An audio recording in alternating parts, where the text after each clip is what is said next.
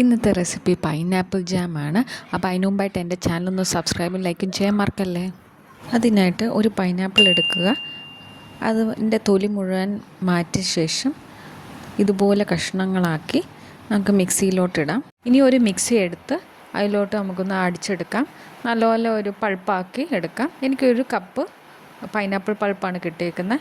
ഒരു cup pineapple pulp എന്ന് പറഞ്ഞാൽ ഒരു കപ്പ് പഞ്ചസാരയും കൂടെയാണ് എടുക്കേണ്ടത്. ഇപ്പോൾ 2 കപ്പ് പൈനാപ്പിൾ പൾപ്പാണെങ്കിൽ 2 കപ്പ് പഞ്ചസാരയാണ് എടുക്കേണ്ടത്. ഇതിലോട്ട് 1 ടീസ്പൂൺ ലെമൺ ജ്യൂസും കൂടെ ഒഴിക്കാം.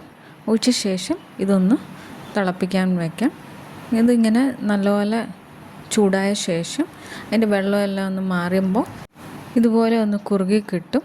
ഇതുപോലെ കുറുകി കിട്ടി ഒരു 10-15 മിനിറ്റിനകം നമുക്കിതുപോലെ കിട്ടിക്കഴിയുമ്പോൾ നമുക്ക് സ്റ്റൗ ഒന്ന് ഓഫ് ചെയ്യാം. ഇനി ഇതൊന്ന് ചൂടൊന്ന് പോയ ശേഷം നമുക്ക് ടൈറ്റായിട്ടുള്ളൊരു ഗ്ലാസ് കണ്ടെയ്നറിൽ ഇത് വെക്കാം. എത്ര നാൾ വേണമെങ്കിലും ഇരിക്കും.